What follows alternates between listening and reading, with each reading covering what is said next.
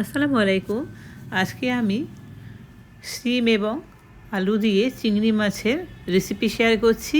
এটি বাংলাদেশের একটি রেসিপি।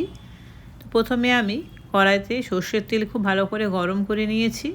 এখন ওর মধ্যে দিয়ে দিচ্ছি একটা বড় সাইজের কুচনো পেঁয়াজ। এখন পেঁয়াজটা কিছুক্ষণ ধরে ভাজতে থাকবো।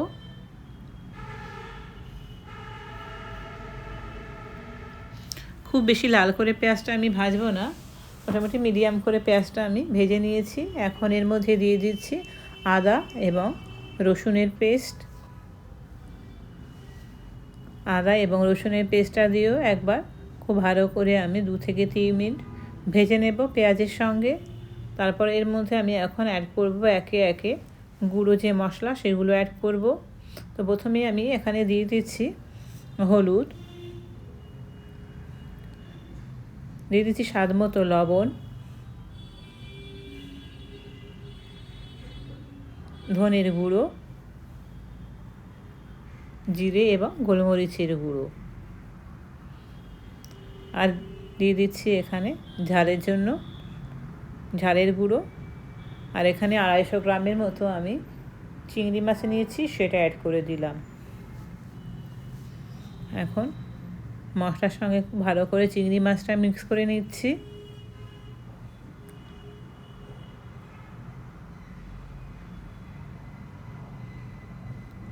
এখন দিয়ে দিচ্ছি এর মধ্যে কেটে রাখা আলুগুলো।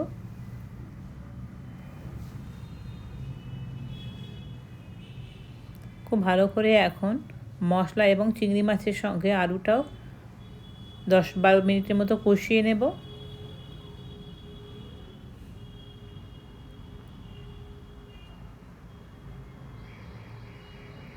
এখন ঢাকনা দিয়ে ঢেকে আলু এবং চিংড়ি মাছটা বেশ কিছুক্ষণ ধরে আমি কষিয়ে নিচ্ছি।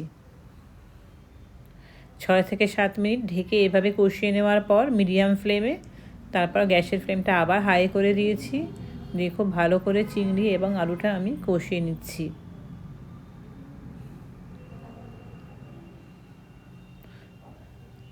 এখন এর মধ্যে দিয়ে দেব আমি কেটে রাখা শিমগুলো।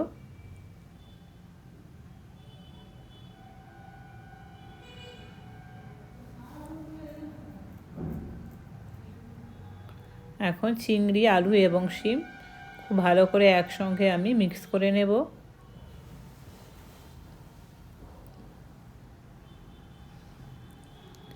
শীতে এখন বাজারে যেহেতু অ্যাভেলেবেল শিম এবং নতুন আলু পাওয়া যায়, তো চিংড়ি মাছ দিয়ে এই রেসিপিটা কিন্তু খেতে আমার কাছে খুবই ভালো লেগেছিল। চাইলে আপনারাও কিন্তু বাড়িতে ট্রাই করতে পারবেন, আশা করি ভালো লাগবে।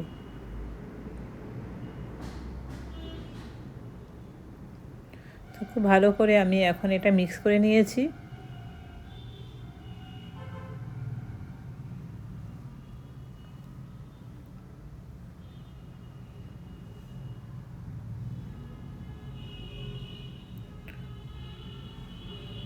ঢাকনা দিয়ে আমি 5-7 মিনিট মতো কষিয়ে নিয়েছি। এখন এর মধ্যে আমি 2টো মিডিয়াম সাইজের টমেটো অ্যাড করে দিলাম।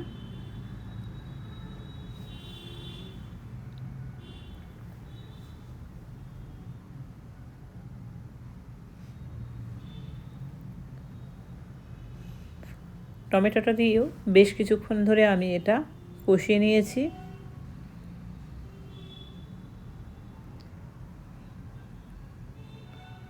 আবারও ঢাকনা দিয়ে একটু ঢেকে কিছুক্ষণ কষিয়ে নিয়েছি।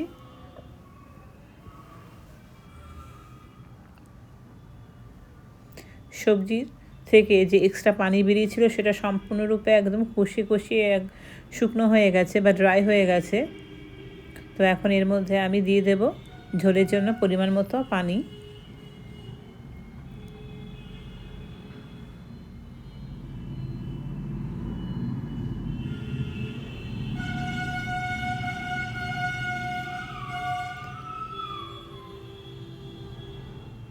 তো এখন সবজিগুলো খুব ভালো করে আমি নেড়ে চেড়ে দিলাম, দিয়ে ঢাকনা দিয়ে ঢেকে এটা আমি রান্না করব মিডিয়াম থেকে হাই ফ্লেমে।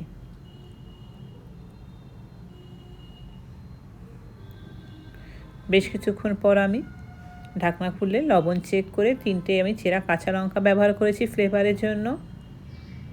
এবং সবশেষে আমি দিয়ে দিচ্ছি ওপর থেকে কিছু ফ্রেশ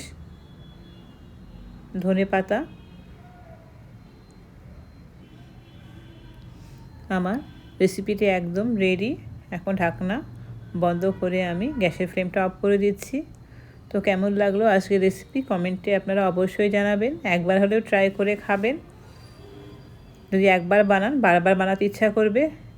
কমেন্টে জানাবেন কেমন হলো। ওকে, বাই।